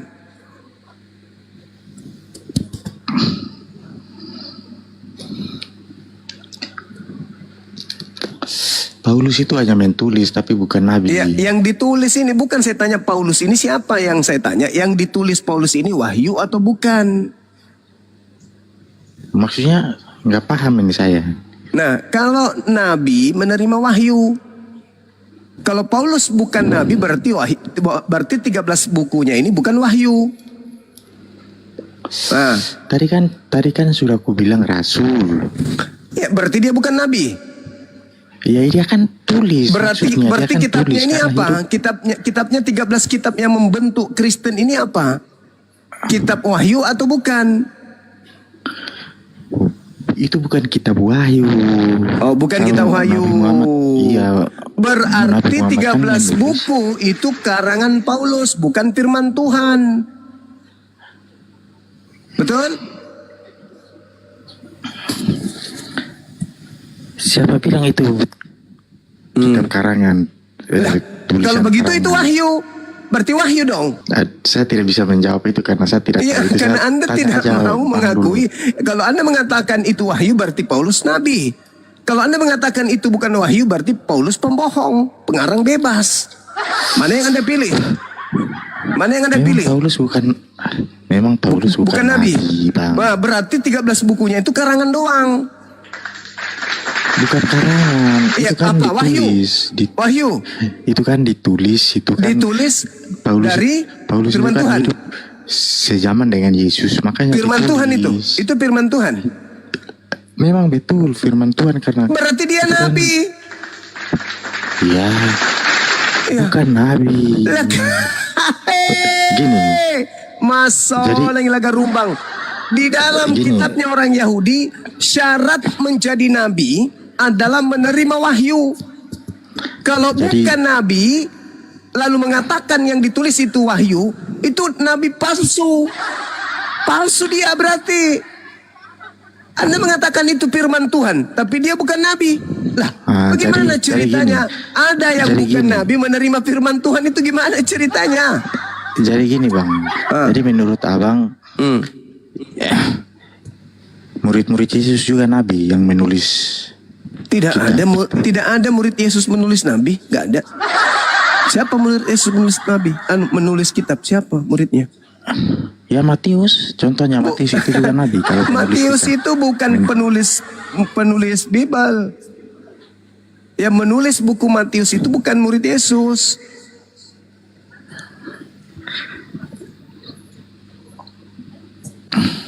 Baca Matius 9 nomor 9. Bukti bahwa penulis buku Matius bukan Matius murid Yesus. Sederhana kan? Bang gini.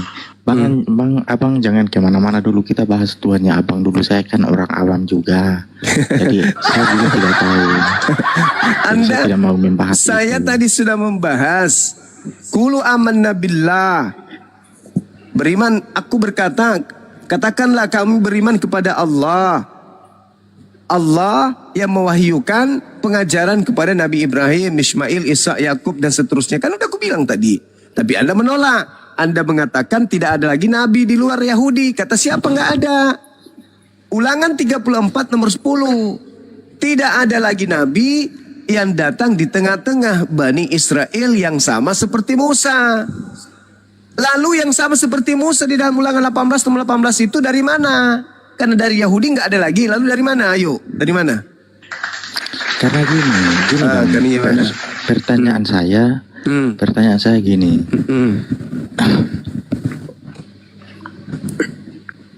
Gimana pertanyaannya? Tuhannya abang itu kan Allah SWT, sedangkan orang Israel saja tidak mengenal Allah SWT itu. Mereka Itu mengenal. yang jadi pertanyaan saya di situ. Apakah mereka mengenal Tuhan mereka? Ya jelas mengenal lah dari Musa. Wujudnya gimana? Dari Musa lah mereka mengenal. Wujudnya Tuhan mereka itu kayak mana? Ya khususnya kan dia kan pernah ini menampakkan diri kepada Musa apa segala macam berbentuk yang awan. Di mana Yang Tuhan awan. pernah menampakkan Habis diri itu- kepada Nabi Musa di mana? Ya di yang awan itu kan. Oh, kalau itu ada juga di Al-Quran itu. Nah, itu kan versinya kan beda, makanya saya tanya itu sama atau tidak. Versinya beda gimana? Tuhannya. Tuhan menyatakan diri melalui nyala api, melalui tiang awan dan seterusnya. Nah, sekarang permasalahannya ternyata yang datang kepada Nabi Musa itu malaikat berdasarkan Bible, bukan Tuhan. Malaikat gimana? Lah, kata Bible, tidak. kata Bible yang datang, dulu. saudara, pertanyaan yang saya datang kan hanya- kepada Musa itu kata Bible itu bukan Tuhan tapi malaikat. Kata Bible. Di Kisah Para Rasul 7 itu jelas tertulis begitu. Bahwa yang datang kepada Musa adalah malaikat, bukan Tuhan. Di data nomor 35-nya saya bacakan ya.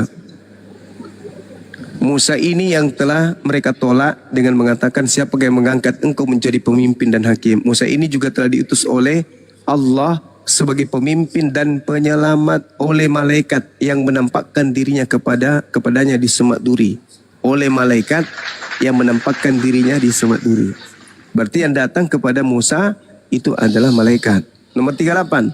Musa inilah yang menjadi pengantara dalam sidang jemaat di padang gurun di antara malaikat yang berfirman kepadanya di gunung Sinai. Jadi malaikat yang datang kepada Musa bukan Tuhan. Nah sekarang Tuhannya seperti apa? Saya tidak peduli abang mau putar ke mana-mana, yang saya tanya itu Tuhan atau tidak. Anda tidak peduli karena otak Anda nggak bekerja. Gimana mau peduli?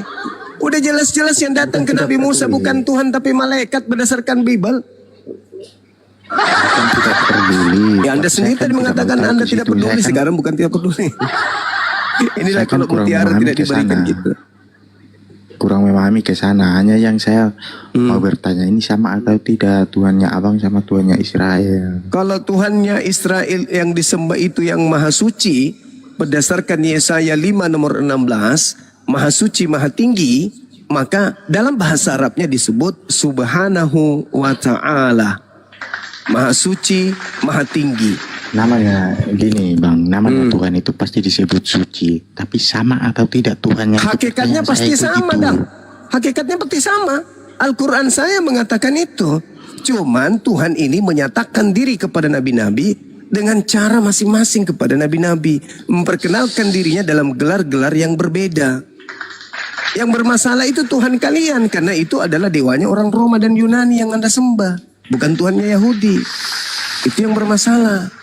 Masalahnya orang Israel tidak mengenal Allah SWT. Tidak mengenal bagaimana? Emang dia mengenal Tuhan mereka? Dia kan cuma mengetahui gelar-gelarnya doang. Cuman gelar doang yang mereka itu yang tahu. jadi pertanyaan. Itu Saudara, yang jadi pertanyaan saya. Coba 2 Samuel 7:22. Jadi gini, sabar bang. Sabar, saya boleh bicara sedikit bang. Saya kan ingin belajar juga dari sini bang. Gini, saya kan juga kurang memahami. Jadi saya hanya mau tanya itu tentang Tuhannya abang sama Tuhannya Israel. Itu Saya katakan bang, satu Tuhan tapi Tuhan saya itu adalah Tuhan yang disembah oleh Abraham, Ismail, Ishak, Yakub. Itu Al-Quran saya mengatakan. Datang Anda mengatakan beda. Karena rujukan tapi gini, Anda Bang. adalah Bible. Tapi kan data-datanya kan baru muncul di abad ke-7. Karena Itu Nabi jadi Ibu hadir di abad ke-7, Cuplis. Tuyul. Itu yang jadi persoalannya di situ. Sekarang Tuhanmu yang turun ke bumi menjadi manusia itu dengan Tuhannya Musa beda nggak zamannya? Di Filipi 2 nomor 6 nomor 7 Tuhanmu turun menjadi daging, menjadi manusia, mengambil rupa manusia, yaitu dewa. Sama nggak dengan Tuhannya Nabi Musa yang 1400 tahun jauhnya? Sama nggak? Jadi poinnya sekarang beda ya, yang pertanyaan saya ya beda ya. Udah, anda baiknya turun di bawah. Habis itu Anda parut kelapa, ampasnya Anda makan, santannya Anda minum. Dibawa aja. Karena Anda bodoh. Anda bertanya, tapi tidak ada wadah untuk menampung jawaban. Bagi saya, berdialog dengan orang bodoh Bahlul bin Dongo itu adalah kesia-siaan. Kecuali orang bodohnya tidak ngeyel, orang bodohnya mau belajar, orang tololnya membuka diri untuk diisi ilmunya, ayo gaskan. Tapi kalau orang dompala kardoba balala rakus, pemakan dedak yang sudah bodoh tapi dongo dan sombong angku tidak mau menerima penjelasan, mending dibawa garuk pantat sampai robek daripada kau di atas kotori komang. Karena kata Yesus, jangan kau melemparkan mutiara kepada babi dan jangan kau berikan barang-barang kudus kepada anjing. Karena percuma saya menjelaskan Al-Quran. Al-Quran itu mutiara, Al-Quran itu barang kudus. Saya kasih ke kamu, kau cuma menganggapnya sampah. Kenapa? Karena kamu babi. Itu saudara. Rubah dulu topengmu. Jangan dulu pakai topeng babi kalau mau bertanya tentang Islam. Biar mutiara bisa dikasih ke kamu. Ingat, mutiara itu adalah ilmu, barang-barang kudus itu Al-Quran, barang kudus itu Injil, pengajaran Yesus kepada kaumnya Bani Israel. Bukan Lukas, bukan Markus, bukan Matius, bukan Yohanes, bukan Roma, Galatia, bukan itu yang dimaksud oleh Yesus sebagai mutiara. Tetapi Taurat dan Injil itulah mutiara. Barang kudusnya adalah apa yang berasal dari Allah, apa yang berasal dari Tuhan untuk sebagai barang-barang suci dari kalangan Bani Israel. Nah, saya ambil umpama itu, saya tidak mau melemparkan kemudian mutiara dan juga barang-barang kudus kepada asu dan babi. Jadi dibawa aja. Kalau babi dibawa aja, silakan menunggu dedak sama ampas kelapa. Saya sangat senang kalau ada orang mau belajar. Senang kali. Tapi kalau orang bahlul mau belajar harusnya sadar diri. Jangan sudah bahlul ngotot. Itu sia-sia. Ini sudah jam 1 di tempat saya. Sudahlah aku tidur. Terlambat. Ngajarin orang yang dongo. Sama saya berbicara dengan batu. Kasih rusak. Ya, silakan teman-teman. Assalamualaikum warahmatullahi wabarakatuh. Bang Junglei Boy. Ya, jangan dari Babang, Jungle Boy. Ini Jungle Boy. Jungle Boy. Akun baru. Masya Allah. Ya, kena tombak terus Bang. Gimana Assalamualaikum kabarnya? warahmatullahi wabarakatuh. Waalaikumsalam warahmatullahi wabarakatuh. Gimana kabarnya Bang? Sehat kan ya? Alhamdulillah Bang Zuma. Alhamdulillah, Masya Ini Allah. belum datang saya lihat. Tadi ada sudah benar-benar serius. Oh, udah di bawah dia, udah di bawah. M Nazirul udah di bawah dia. Jadi saya bilang dia benar-benar udah mau serius bersyahadat. Jadi karena saya bilang sama kawan-kawan tadi ke Bang Zuma aja atau Api nanti biar dibimbing, saya bilang. Nah, ini udah dia di bawah Bang.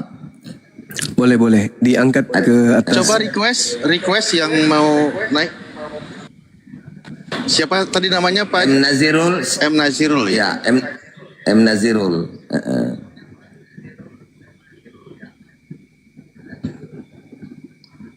Jadi memang tadi Bang Zuma, saya memang pengen tadi disadatkan di komal saya supaya mendapat barokah juga saya pikir. Alhamdulillah. Nah, tapi karena saya bilang kalau nggak memungkinkan Bang Zuma kemari nggak apa-apa kita ke sana. Tapi kita syahadat juga di sini, nanti disyahadat juga di sana. Ya namanya syahadat kan nggak harus sekali, diperbaharui terus kan gitu Bang Zuma kan. Ya. Iya betul lah Bang. Gitu. Jadi nanti saya bilang sama dia memang udah serius, sudah kita apa tadi di situ, dia udah belajar Islam. Nama dia juga memang bukan M Nazirul, saya tanya. Karena itulah dia buat supaya dia bisa lebih banyak dekat dengan Islam, begitu kata dia. Alhamdulillah. Apa belum dimulti? Saya lihat tadi udah di bawah dia. Dia dari mana? Sekte mana Bang? Katolik? Protestan? Dia orang Kediri, saya tidak tanya lagi tadi. Tapi dia memang, saya tanya kenapa masuk Islam, pengen. Dia melihat Tuhan itu kok manusia dan bla bla bla bla.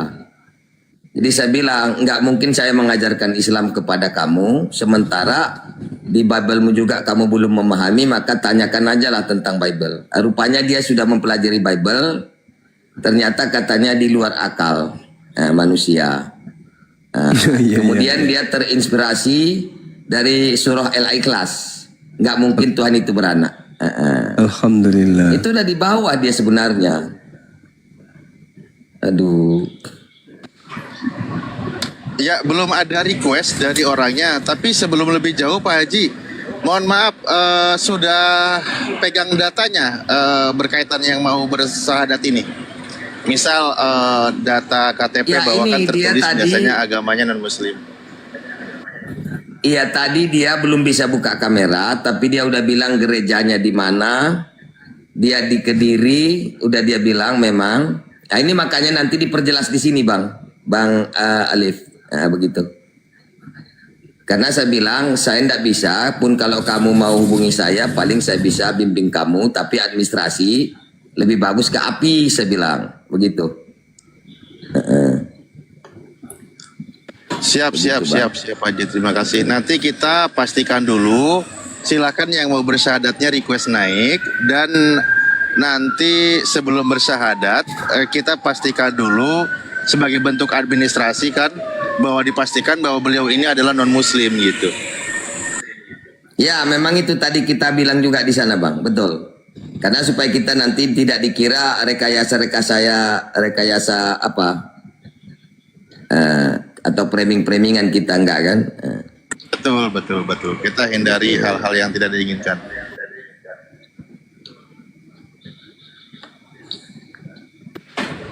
Ya, kalau orangnya sudah ada monitor di bawah, tolong request ya, biar moderator ngangkat.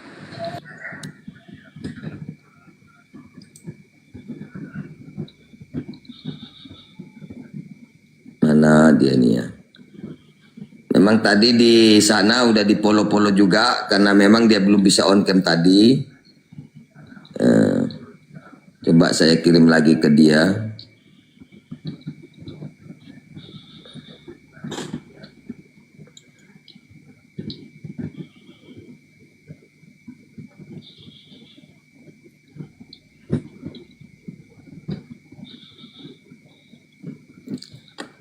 Kemana orangnya ini ya?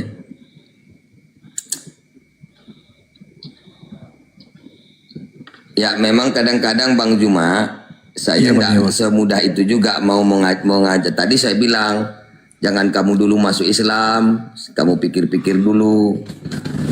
Iya, dipelajari dulu kan gitu ya, pelan-pelan. Karena agama itu bukan untuk dipermainkan, saya bilang. Tapi saya lihat karena dia udah serius, makanya kami tadi sepakat itu ya kita arahkan aja ke API Bang Zuma. Masya Allah, iya Bang. Ya, Bang.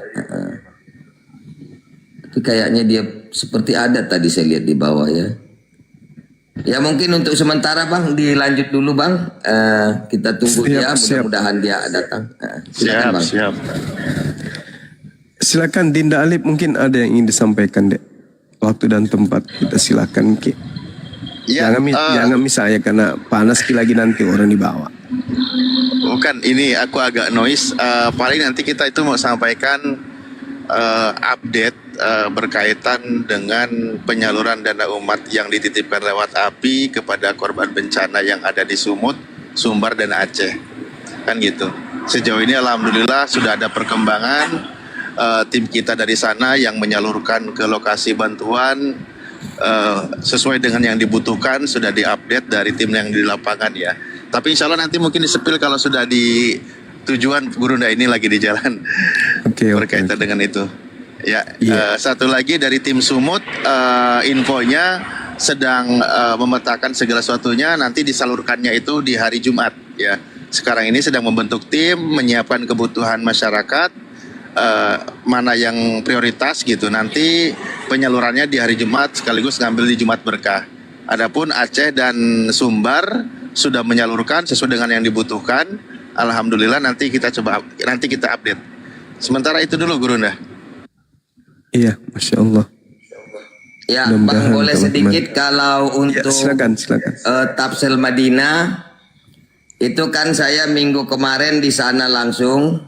Di situ sebenarnya orang itu kalau masalah pakaian sudah berlebih, ya. Tetapi untuk bahan pokok memang masih perlu dibantu di sana. Kalau Aceh mungkin pakaian-pakaian juga masih membutuhkan, Bang. Itu mungkin informasi dari saya. Siap. Untuk informasi Tapsel Tapteng memang hancur luluh semua, rata dengan tanah, ya. Itu saya udah ke sana langsung. Ya, boleh Bang Juma dilanjut. Boleh saya spill Ustadz yang Aceh dengan Sumatera. Boleh Bunda, boleh. Iya, boleh. Yang sebagian tadi yang sudah ada ya. Ya, Aceh dengan Sambil Sumatera menunggu Barat. saudara kita.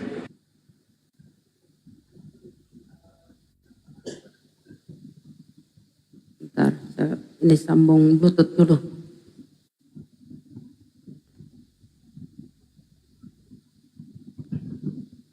Ya.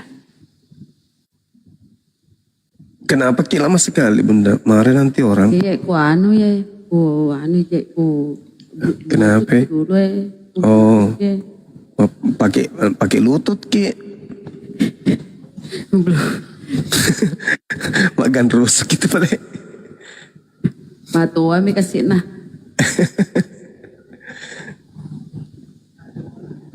Nah, ini ya teman-teman.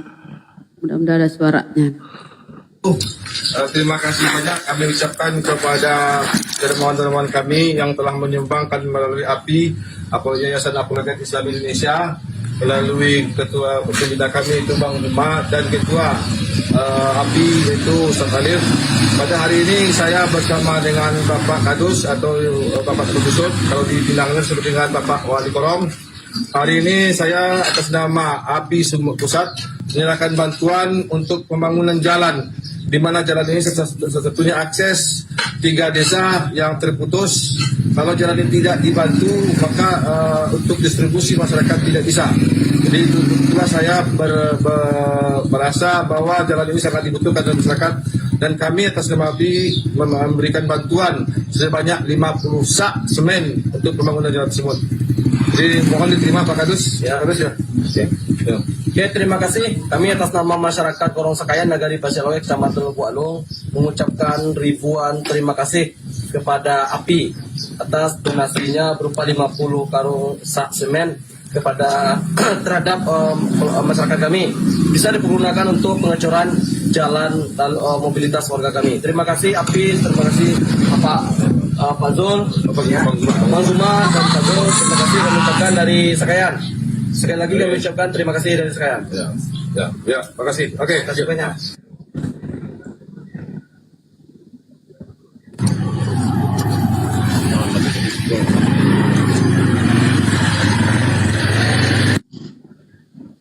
Ya, sudah putus jalan di sana.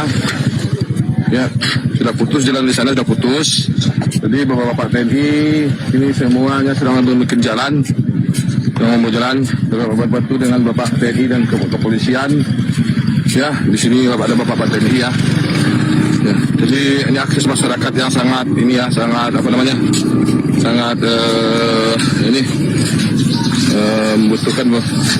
Kalau inilah satu-satunya jalan, karena jalan raya di situ sudah putus. Makanya Bapak TNI bersama dengan pihak kepolisian membuat jalan alternatif di sini, jalan alternatifnya, alternatif di sini. Ini Bapak TNI, jadi ya.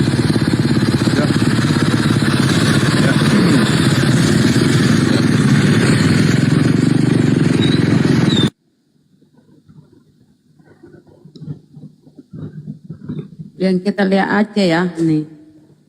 Ini dia daerah Aceh nih ya teman-teman, daerah Aceh. Belum ada videonya ya Ustaz ya, ada videonya nih. Ini ya penyaluran bantuan untuk daerah Aceh teman-teman. Karena ini donasi dari umat ini ya, dari netizen kita ini dibagi 3 teman-teman ya. Sumatera Utara, Sumatera Barat dan Aceh. Jadi dibagi 3 titik ya. Nah, ini penyerahannya. Tuh, apologet biar tertutup nih. Nah. Ya ikhwan, inilah laporan pertanggungjawaban hasil infak yang kalian berikan kepada API. Apologet Islam Indonesia sudah berada di lokasi tanggap bencana Kabupaten Aceh Tamiang. Insya Allah sebentar lagi akan kita salurkan bantuan dari rekan-rekan Apologet Islam Indonesia. Itu ya teman-teman. Mantap. Kalau itu apa yang terakhir itu? Bun, di kemana? Aceh, daerah Oh Aceh. iya.